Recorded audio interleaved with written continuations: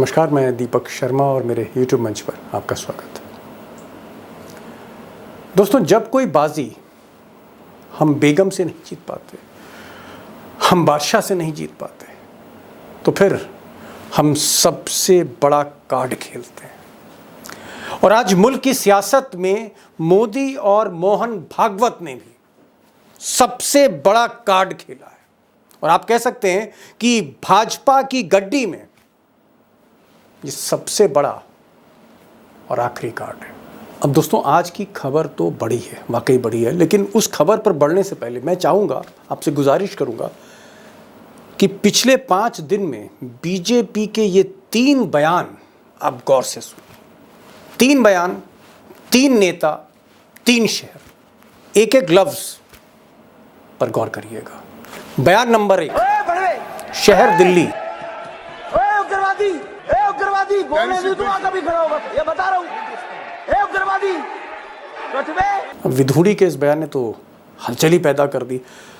इसके 3 दिन बाद तारीख 24 सितंबर, शहर लखनऊ, बयान नंबर 2, चेहरा मोहन भागवत का। अब इसका वीडियो नहीं, इसलिए मैं बता दूं, क्लिपिंग के जरिए मैं बताना चाह रहा हूं। अखबार की क्लिपिंग है, कई अखबारों में उनकी खबर छपी और उन्होंने ऐलान किया, मोहन भागवत ने लखनऊ में ऐलान किया कि लव जिहाद के खिलाफ, धर्मांतरण के खिलाफ पूरे यूपी की बात वो कर रहे थे कि हर जगह, हर शहर में स्वयं सेवक को निकलना होगा। मुहिम छेड़ने की बात की लव जिहाद के खिलाफ मोहन भागवत ने, बयान नंबर 2। और बयान नंबर 3, शहर जयपुर, तारीख आज की 25 सितंबर, और ये बयान है प्रधानमंत्री नरेंद्र मोदी का। मोहन भागवत के बाद अब मोदी। कांग्रेस और उसके गठबंधन गठबंधन ने इस धरोहर के विरोध हल्ला बोल शुरू कर दिया है। इन्होंने घोषणा की है कि ये सनातन को जड़ से मिटा देंगे, हमारी पहचान को मिटा देंगे। अब मोदी जी जयपुर में रैली कर रहे थे और रैली में उन्होंने एक बात कही जो इम्पोर्टेंट बात है, जो कहीं ना कहीं जो तार जोड़ते हैं मोहन भागवत और विधूड़ी की बातों से, वो ये है कि उन्होंने कहा कि ये जो इंडिया अलायंस है, दरअसल ये सनातन धर्म को जड़ से मिटाना चाहती है, यानी कुल मिलाकर हिंदुओं की पहचान मिटाना चाहती है। अब दोस्तों, ये तीनों बयान आपने सुने। पहला बयान रमेश विधूड़ी का था संसद में, नई संसद में।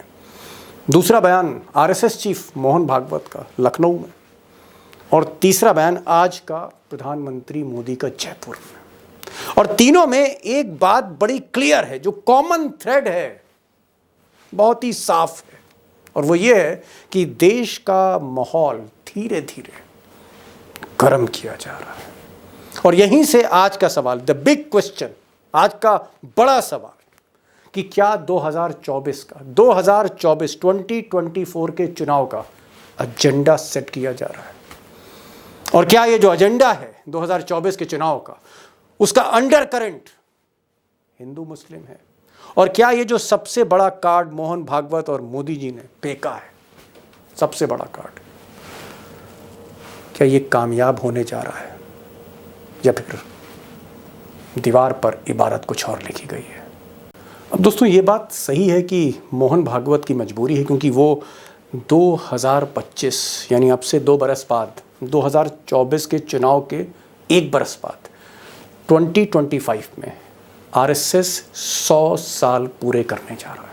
100 ईयर्स का सेलिब्रेशन मोहन भागवत चाहते हैं कि जब हो देश में, तो मोदी कुर्सी पर, और शायद इसीलिए ये सबसे बड़ा कार्ड उन्होंने चला है। अब यहाँ पर एक चीज़ मैं ऐड करना चाहूँगा कि आखिर वो मजबूरियाँ क्या हैं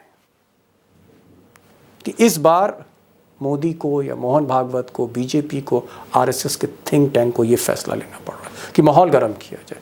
मुझे लगता है कि जो सबसे बड़ी चीज़ बीजेपी और आरएसएस स्वीकार करती है इंडिया अलायंस बनने के बाद, और जो सबसे बड़ा कारण है, the biggest reason, one and only, वो है वोट शेयर। वोटों की गिनती। और ये जो वोटों की गिनती है, ये बीजेपी के पक्ष में नहीं जा रही है। ये वोटों की गिनती इंडिया अलायंस के पक्ष में जा रही है। यानी वोट शेयर जो हार और जीत तय करते हैं, ये बीजेपी के पक्ष में ये संख्या नहीं जा रही और इसका कोई तोड़ नहीं है। अब इस वोट शेयर से इतनी परेशानी मोहन भागवत को, इतनी ज़्यादा बेचैनी है मोदी जी को, अमित शाह को, बीजेपी को। आखिर कारण क्या? अगर आप 2019 का ये डेटा देखें, ये डेटा इलेक्शन कमीशन का है। बीजेपी का जो वोट शेयर था 37.36% था। 37% कह लीजिए आप, 37% बीजेपी को वोट मिले थे। बीजेपी की 303 सीटें आई थी, एनडीए की 353 सीटें आई थी। प्रचंड बहुमत मोदी जी ने इस परसेंटेज पे हासिल की थी, 37।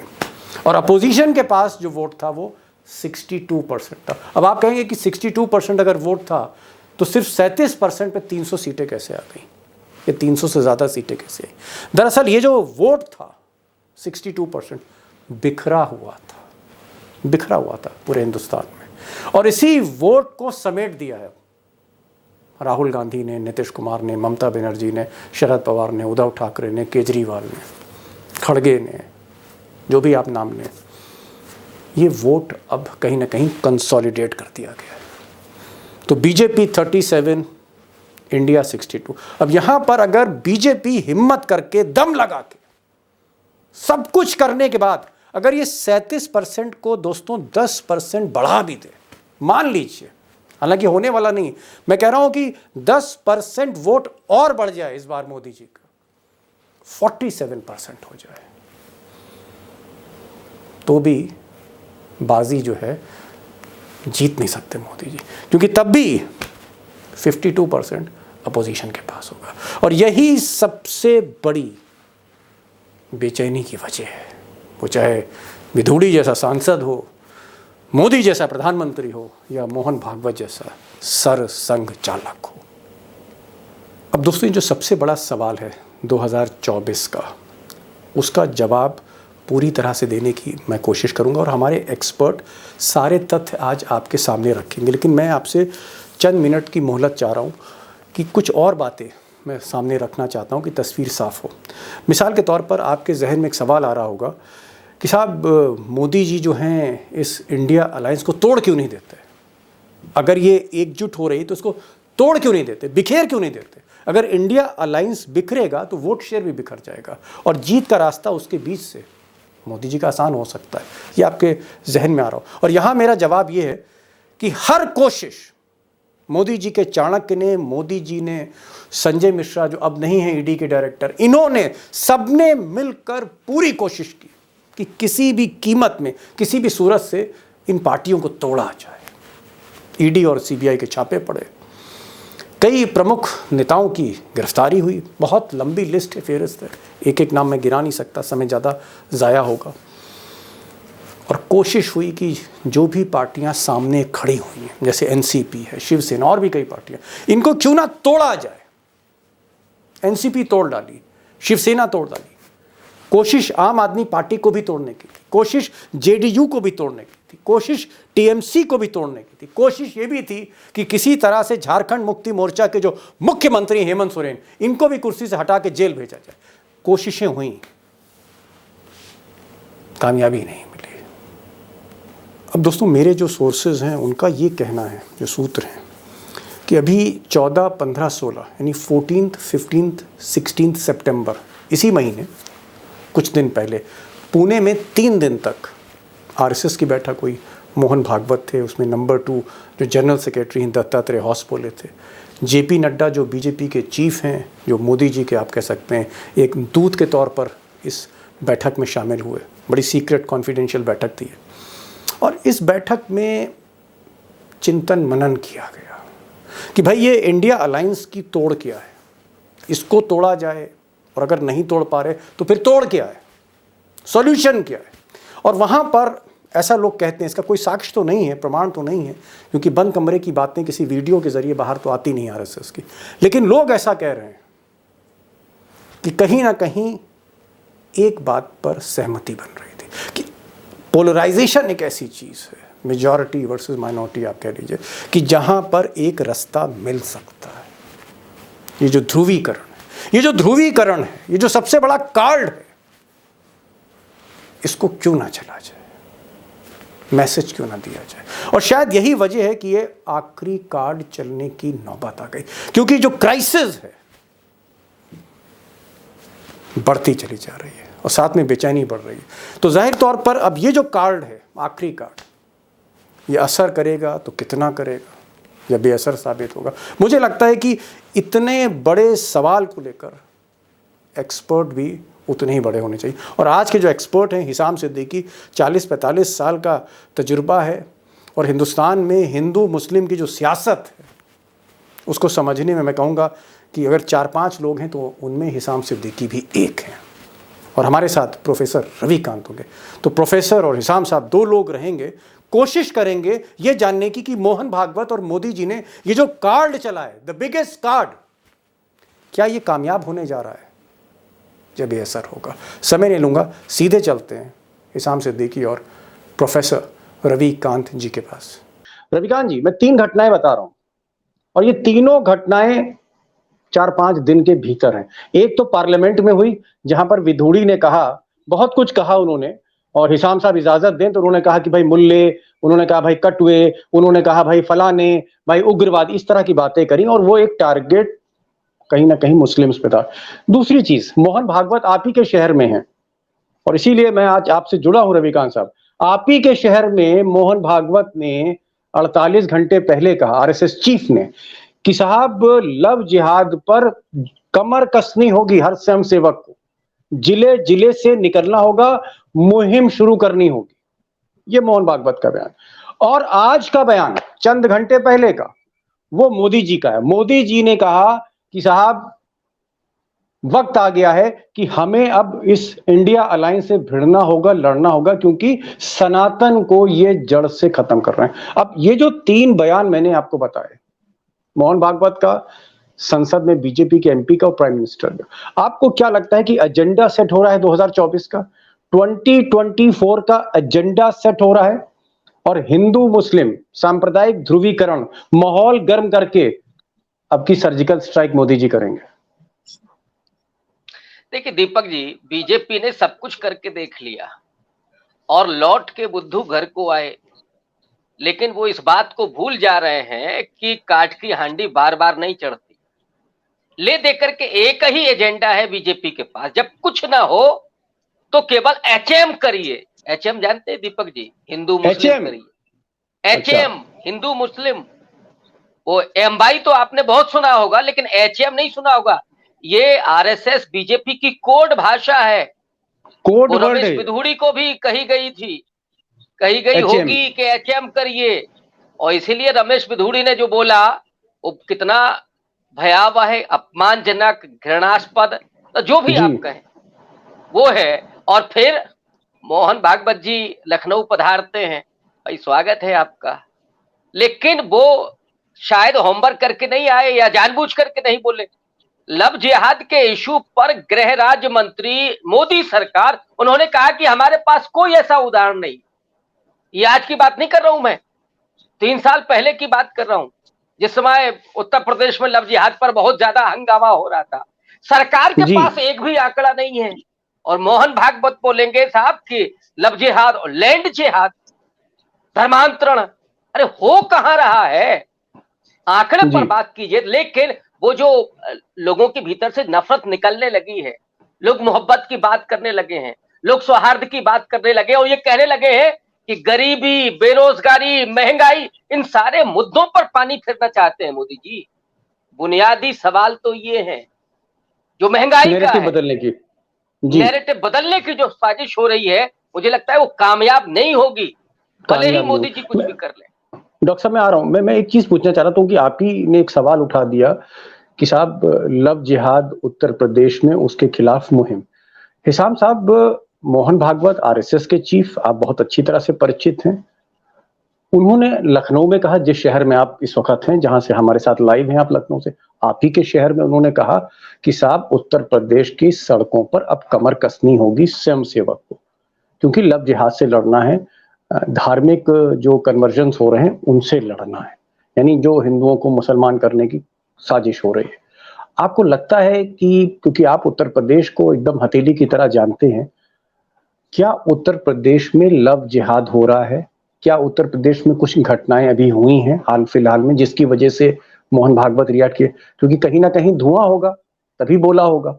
इसाम साहब, इधर इधर पिछले कम से कम 6-7 महीने में लव जिहाद तो दूर की बात है, किसी हिंदू लड़की की किसी मुसलमान लड़के से शादी की भी खबर नहीं है, कम से कम 6 महीने से। लव जिहाद कहाँ से हो गया? मोहन भागवत साहब, चूंकि ये लोग झूठों के सरदार हैं, इनके पास झूठ बोलने के अलावा दूसरा कोई रास्ता नहीं है। मोहन भागवत साहब ने बहुत गौर से देख लिया है कि उत्तर प्रदेश में, पश्चिमी उत्तर प्रदेश, सेंट्रल उत्तर प्रदेश और फिर पूर्वी उत्तर प्रदेश में अभी इलेक्शन हुआ घोसी, इन लोगों ने दुनिया का हर हथकंडा अपना लिया। उत्तर प्रदेश के हर कोने में ये हारे हैं। और देखिए, जिसको कहा जाता ना आम फहम जबान में कि औरतें खाना बनाती तो पूरी हांडी नहीं, एक चावल चेक करती कि पक गया या नहीं, तो अगर वो थ्योरी है तो फिर तो इनका मामला खत्म हो गया है प्रदेश में। इसलिए कि तीनों इस तरह से ये हुआ है, तीनों क्षेत्रों में, जिसको कहना चाहिए पश्चिम, पूर्व और सेंटर में। तो उनका डर तो ये चल रहा, इनका ये मामला है मोहन भागवत साहब का कि अगर 2024 में मोदी की सरकार नहीं आई तो सरकार तो जाएगी मोदी की, सत्ता जाएगी मोहन भागवत की और आरएसएस की। सत्ता का फायदा तो ये उठा रहे हैं जाएगी, जी। सत्ता जाएगी मोहन भागवत जी। ये कर रहे हैं, वरना कोई लव जिहाद कहीं नहीं है। तीसरी बात, वो कह रहे हैं कमर कस लो धर्मांतरण और उसके लव जिहाद के लिए। अगर आपका संविधान ये कहता है कि हर नागरिक को अपनी मर्जी से, स्वेच्छा से अपनी पसंद के धर्म को अख्तियार करने का अधिकार है, तो अगर कोई आदमी धर्म बदलता है, अव्वल तो बदल नहीं रहे यहाँ लोग, लेकिन अगर कोई बदलता है या दूसरे धर्म में जाना चाहता है तो आप उसे रोक कर लगा सकते हैं। लेकिन लगा दिया बीजेपी की सरकारों ने, कई सरकारों ने इस पे कानून बना दिया। मुझे हैरत है और बल्कि अफसोस है कि सुप्रीम कोर्ट उसको देखता रहा। भाई, आप संविधान के खिलाफ कानून कैसे बना सकते हो? बनाया इन्होंने, चल रहा है। तो ये जो कर रहे हैं, इनको चूंकि इनके पास दूसरा कोई। तीसरी बात ये है दीपक कि 2013 से लेकर के और 2022 के उत्तर प्रदेश असेंबली के चुनाव तक मैं दावे से कह रहा हूं कि एक सिंगल वादा, कम से कम इन दौरान 300-400 वादे मोदी ने किए हैं देश से, लेकिन उसमें एक सिंगल वादा पूरा नहीं हुआ है। अब किस मुंह से जाए? तो अब तो यही बचा है, हिंदू मुस्लिम। अभी जो हरदोई में कहा था मोदी ने 2022 के चुनाव में कि आप लोग, हम ऐसी टेक्निक हमने तैयार कर ली कि गोबर से आप लोग पैसा कमाएंगे और लोग पछताएंगे कि छुट्टा जानवर क्यों घूम रहा है, हमने 2-4 पाल क्यों नहीं। क्या हुआ उस टेक्निक का? अभी तो 4 दिन की बात है। तो किसी एक बात, कोई एक वादा तो ऐसा ही करते जो पूरा करते। अब तो फिर हिंदू मुस्लिम बचा है, लव जिहाद बचा है, धर्मांतरण, ऐसी चीजों पर फोकस करेंगे जी। हिसाम साहब, मैं आ रहा हूँ। मैं एक बार प्रोफेसर साहब से एक सवाल करना चाह रहा था। प्रोफेसर साहब, ये तो बात रही लव जिहाद की, ये बात रही कन्वर्जन की जो मोहन भागवत ने, और क्योंकि मोहन भागवत आरएसएस के चीफ हैं, मोहन भागवत जो है वो मोदी जी के बॉस हैं। हकीकत तो यही है, जो स्ट्रक्चर है बीजेपी का। और उधर जयपुर में मुझे आज मोदी जी अपने बॉस की बात को रिफ्लेक्ट कर रहे हो। उनका ये कहना है कि सनातन को निपटा देंगे जड़ से। आपको लगता है कि सनातन धर्म पर क्या कांग्रेस या कांग्रेस के साथी, चाहे वो समाजवादी पार्टियां हो, अखिलेश यादव हो या लालू यादव हो या फिर ममता बनर्जी हो, आपको लगता है कि सनातन धर्म को खतरा है इंडिया लाइन से, या ये भी एक चुनाव का ही एक खेल है? दीपक जी, इंडिया अलायंस से मोदी जी की सत्ता को खतरा है, इसीलिए वो अब आड़ ले रहे हैं सनातन धर्म की। लेकिन इसकी असली वजह जानते हैं क्या है? पार्लियामेंट में राहुल गांधी ने महिला आरक्षण बिल पर बात करते हुए वो जो आंकड़े दिए ना कि साहब ओबीसी कितना है, आप ओबीसी का मुखौटा लगा करके रोज बात करते हैं, ओबीसी के हित साधक बने हुए हैं, लेकिन कैबिनेट सचिव सिर्फ 3 हैं और आप ओबीसी को आरक्षण नहीं दे रहे महिला बिल में। और उन्होंने कहा कि कास्ट सेंसस कराइए, और नहीं कराते हैं तो सरकार में आने के बाद हम कराएंगे। असली जड़ ये है, राहुल गांधी ने जो स्ट्रोक मारा है ना कास्ट सेंसस का, इससे ये बिलबिला गए हैं। इनके पास अब कोई बचा नहीं है विकल्प, तो फिर उसके सामने ये सनातन की आड़ ले रहे हैं। ये धर्म की आड़ में छिपने वाले लोग बहुत कायर हमें समझ में आते हैं। इनको राजनीति नहीं करनी होती है, ये दूसरे ढंग से, छिपे हुए ढंग से राजनीति करते हैं। तो दरअसल राहुल गांधी के उस बार से ये बेचैन है कि कहीं जाति का एजेंडा कहीं सामने ना आ जाए, और फिर उस पर लगातार जो महंगाई की बात हो रही है, बेरोजगारी की बात हो रही है, और उसमें दलितों के उत्पीड़न की बात हो रही है, आदिवासियों के उत्पीड़न की बात हो रही है, तो खेल खत्म हो गया मोदी जी का। तो ऐसे में क्या करेगा? मदारी को तो कुछ तो बजाना है ना, मोदी जी वही कर रहे हैं। मदारी हिसाब साहब, एक चीज और आपने देखा कि विधोड़ी साहब ने जिस तरह से दानिश अली को की आड़ में पूरे मुस्लिम समाज को टारगेट करने की कोशिश की कि साहब ये उग्रवादी हैं, ये मुल्ले हैं और मैं निपट लूंगा, और भी बहुत कुछ कहा जो शोभा नहीं देता मुझे आपके साथ बातचीत में उन लफ्जों का मैं इस्तेमाल करूं। इस पूरे मसले का जो मुसलमान हैं उत्तर प्रदेश में, और 20% मुसलमान हैं, एक बहुत बड़ी तादाद है, 4-5 करोड़ मुस्लिम्स हैं, एक्यूरेट फिगर तो आप बताएंगे, क्या मुस्लिम्स पर इसका, उनकी साइकी पर एक प्रेशर है? क्या आपको लगता है कि इसका रिएक्शन है? क्या कोई प्रतिक्रिया हो सकती है?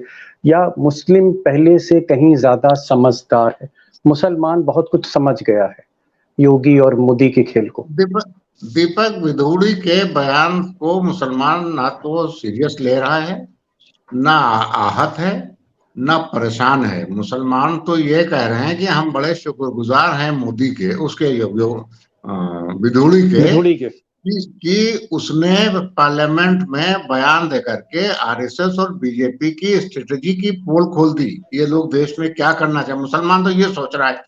और दूसरे बहुत सतही जबान में, जिसको अब तुम भी लखनऊ रहे हो, लखनऊ में कहा जाता फलां ने अपनी जात बता दी, तो उन्होंने अपनी जात बता दी। तो मुसलमान तो ये पूछे कि कम से कम, वो कहते ना कि हांडी फूटी लेकिन जात पता चल गई, तो वो हो रहा है। तो मुसलमान बिल्कुल ना तो इससे आहत है, ना परेशान है, ना तो उससे कोई दिक्कत हो रही है कि उसने ये सब कह दिया। अरे तो गली गली रोज सुनते हैं भाई। अच्छा हिसाब साहब, एक सवाल मैं और करना चाह रहा हूं आपसे। ये सवाल थोड़ा सा तल्ख है, ये सवाल थोड़ा सा मुश्किल है, और मुझे लगता है कि मुस्लिम कम्युनिटी की तरफ से आप जवाब देंगे, क्योंकि आपका अखबार मरकज जो है वो आज की तारीख में मुसलमानों के बीच में बड़ा पॉपुलर है, और आप मुस्लिम के माइंडसेट को एक जगह से रिप्रेजेंट करते। क्या अगर उत्तर प्रदेश में एक माहौल बनाया जाता है काशी को लेकर, मथुरा को लेकर, मंदिर को लेकर, लव जिहाद को लेकर और तमाम तरह की ऐसी चीजों को लेकर जिससे मुसलमान नाराज हो, मुसलमान को उकसाया जाए, तो क्या प्रतिक्रिया हो सकती है? क्या मुस्लिम की तरफ से रिएक्शन हो सकता है? क्योंकि माहौल तो तभी गर्म होता है जब दोनों तरफ से रिएक्शन हो बराबर का। दंगे तो तभी होते हैं, हकीकत तो ये। तो मुसलमान क्या सोच रहा है कि किसी तरह से 2024 तक के वक्त को काटा जाए या रिएक्ट कर दिया जाए? क्या माइंडसेट क्या है? कोई भी मुसलमान, हम तो बहुत जाते हैं, शादियों में जाते हैं, मरने जीने में जाते हैं, महफिलों में जाते हैं, एक भी मुसलमान रिएक्ट करने के पक्ष में नहीं मिला हमको। वो कहते हैं ठीक है, टाइम की बात है, 4-6 महीने और बचे हैं, 24 तक भुगत लो जो कुछ ये कह रहे हैं, उसके बाद इनका अता पता नहीं रहेगा। और दूसरे, अब तो जो मुझे हैरत होती है कि मुसलमान इतनी समझदारी की बात कर रहा है। मुसलमान कह रहा है कि मोदी जी का तो धन्यवाद करना चाहिए कि मोदी जी ने बीजेपी को वहां ले जाके खड़ा कर दिया कि मोदी के हारने के बाद बीजेपी खत्म हो जाएगी, इनके पास तो कोई है ही नहीं दूसरा जो आगे खड़े कर ले। कम से कम 20-25 साल तक तो ये बेकार हो गए, तो ये भी मानते हैं। तीसरी बात ये जो आपने सनातन की कही है दीपक, सनातन, मोदी साहब चूंकि झूठ बोलने का आदी हो गए, मैं बहुत सख्त बात कह रहा हूँ। कौन सा आदमी, कौन सा देश में ताकत है जो सनातन को नुकसान पहुंचा दे, खत्म कर लेगी? क्यों ऐसी बात करते हैं? दूसरी बात, सनातन को नुकसान तो मोदी पहुंचाते हैं। मोदी ने पिछले चुनाव में नारा लगवाया और गाने बजवाए, जो राम को लाया है हम उसको लाएंगे। अरे तुम्हारी इतनी औकात हो गई कि तुम राम को लाओगे? राम को लाने की औकात में कोई आदमी है इस देश में या दुनिया में? ये नारा बजवाए, ये सनातन का अपमान नहीं था? मोदी साहब जिस तरह कहते हैं कि बजरंग दल को बैन करके कांग्रेस ने बजरंग बली पे हमला किया, तो हर हर मोदी, घर घर मोदी का नारा लगवा के आपने शिव भगवान का उन्हीं क्या अपमान? आप कैसी बात करते हैं? लेकिन वो मतलब आप ये फ्रस्ट्रेशन में, निजाम साहब आप ये कहना चाह रहे हैं कि जो मुस्लिम है ऐसा कम्युनिटी और उत्तर प्रदेश में जिसकी बहुत बड़ी संख्या है करोड़ों में, आपका ये कहना है कि पहले से ज्यादा मुसलमान जो है वो मैच्योर हुआ है, वो उसमें बिल्कुल मैच्योरनेस आई है, परिपक्वता आई है। बिल्कुल हुआ है दीपक। ये 3 दिन से मैं देख रहा हूँ। मैं भी निकला हूँ शहर में, लोग बहुत सारे मिलने भी आए हैं। आम रिएक्शन ये है कि अरे पागल है एक विदोड़ी, उसकी बात का क्या नोटिस लेना। ये एक आम धारणा है मुसलमानों में, अरे पागल की क्या बात करना है यार, छोड़ो उसको। लेकिन उसके जी साथ साथ ये भी कहते हैं कि विधोड़ी ने ये बता दिया कि पिछले 9 सालों में और उससे पहले, चूंकि विधोड़ी बचपन से आरएसएस का जानने वाला आदमी है, कोई नया तो है नहीं, तो लोगों ने ये भी समझ लिया कि आरएसएस और उसमें ट्रेनिंग क्या दी जा रही। तो इन लोगों से कोई बुरा मानने की जरूरत नहीं है ही है ऐसे, इनको इग्नोर जी करो। ये जी हो रहा है। और तीसरी बात, प्रोफेसर एक चीज और बता साहब दूं जी दीपक, सनातन, देखिए आप धर्म का प्रयोग कर रहे हैं अपने चुनाव जीतने के लिए, तो तमिलनाडु के लीडरों को क्यों नहीं इसका अधिकार है कि वो भी करें?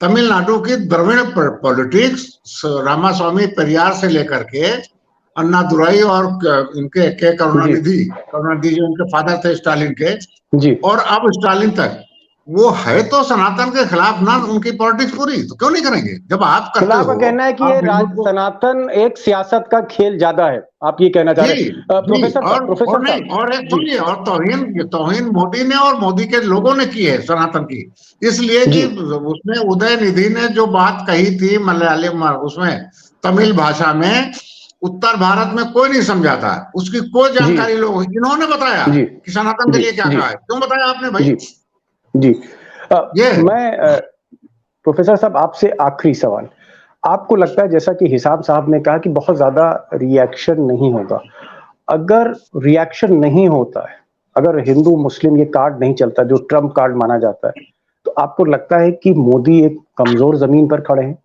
आरएसएस को भी लग रहा है कि मोदी इस बार वो मोदी नहीं जो 2019 में थे, और इसलिए मजबूरी में इस माहौल को गर्म किया जा रहा है कि सारे तीर जो हैं तरकश से निकाल के चल दिए हैं, निशाने पे नहीं लग रहे तो चलो भाई अब यही कार्ड खेल दो। तो क्या ये इस तरह के संकेत देता है कि Modi is on a very weak wicket, कमजोर विकेट पर है मोदी और बीजेपी? डेफिनेटली, बल्कि जो पैरों के नीचे से जमीन खिसक रही है उनकी, और बहुत तेजी से खिसक रही है, दिन पे दिन खिसक रही है। राहुल गांधी की जो बढ़ती हुई लोकप्रियता है और उनके जो सवाल हैं और जो उनकी विश्वसनीयता है, वो इस बात को दिखाती है कि नरेंद्र मोदी बेहद कमजोर विकेट पर है, उनकी लोकप्रियता गिर रही है। और जिस तरह से बौखलाहट है ये धर्म को लेकर के, वो अपने आप में एक्सपोज कर रही है। और राहुल गांधी ने आज जो रिमोट वाली बात कही, अडानी के रिश्तों पर लगातार वो वार कर रहे हैं, तो क्या ये लोगों के तक बात नहीं पहुंच रही है कि आपने अपने दोस्त को दुनिया का तीसरा सबसे बड़ा अरबपति बना दिया था, और यहाँ लोगों के हालात क्या है? लोग टमाटर नहीं खरीद पा रहे थे, लोग गैस सिलेंडर नहीं भरवा पा रहे हैं, लोगों की आमदनी घट गई है, बेरोजगारी इतनी है। आज ही मुझे अभी खबर मिली है कि एक व्यवसायी ने कर ली है। तो चारों तरफ तो त्राहिमाम है। और उस पे जो आपका वोटर था, जो कमजोर तबका था, जिसको जी आप कह रहे हैं हमने जी आवास दिया, हमने उसको पेंशन दी, हमने उसको और दूसरे नकद पैसा जी दिया, वो क्या करेगा बेचारा? उसका लगातार आप अपमान कर रहे हैं। आप अगर पैसा जी दे देंगे तो क्या उसके मुंह पर पेशाब करने का अधिकार मिल जाएगा आपको? दलितों का जी आप उत्पीड़न करने का अधिकार मिल जाएगा क्या आपके कार्यकर्ताओं को? ये सवाल जी भी है। इस समय जो गरीब भी है वो भी आत्मसम्मान से मैं समझ लबरेज रहा है। हूँ, मैं डॉक्टर साहब आपने इशारा बहुत साफ किया है, आपका सिर्फ ये कहना है कि ये एक पॉलिटिकल कार्ड है जो मोदी जी ने चला या पार्लियामेंट में बीजेपी ने चला या मोहन भागवत ने चला। चलते चलते मैं हिसान भाई आपसे बस 1 मिनट में जवाब चाहता हूँ, और मुझे लगा कि बहुत माहौल भी मैंने भी गरमा दिया इस प्रोग्राम में आज बिना वजह। क्या ईद में, बकरीद में, दिवाली में, होली में, पुराने लखनऊ में हिंदू मुसलमान पहले की तरह मिलते हैं, गले मिलते हैं, ईद वीद में सिवई खाने? क्या वो पुराने हिंदू दोस्त आते हैं या योगी और मोदी के बाद वो सब खत्म हो गया बिल्कुल रिवाज, या जारी है? बिल्कुल मिल रहे हैं, बिल्कुल मिल रहे हैं, पहले की तरह ही मिल रहे हैं। कोई उनके अंदर बिटरनेस नहीं है। ये लोगों ने कोशिश तो की। हिजाम भाई आप आए और प्रोफेसर साहब आए और बड़ी उम्दा बातचीत हुई, और आपने एक चीज बड़ी अच्छी बोली कि भाई ठीक है मोहन भागवत अपना कार्ड खेल रहे हैं, मोदी अपना कार्ड खेल रहे हैं। माहौल गर्म किया जा रहा है, लेकिन इस माहौल का जो आम जनमानस है, हिंदू मुसलमान, उस पर बहुत ज्यादा असर नहीं है। गंगा जमुना जो तहजीब है वो अभी भी कहीं ना कहीं दिखती है लखनऊ में, अवध की शाम में। ये जो आपने बात की, ये बड़ी बात कही कि ईद में और दिवाली में मिलना जुलना जारी है। मुझे उम्मीद है कि ऐसे ही ये मुल्क चलता रहेगा, ईद और दिवाली में मिलना जुलना जारी रहेगा। जिसको सियासत करनी है वो सियासत करेगा, और जिसको इंसानियत दिखानी वो इंसानियत दिखाएगा। आप दोनों लोग आए, प्रोफेसर साहब बहुत बहुत शुक्रिया आपका, आपने समय निकाला, और इसाम साहब आपने समय निकाला, इसलिए आपका भी बहुत बहुत शुक्रिया।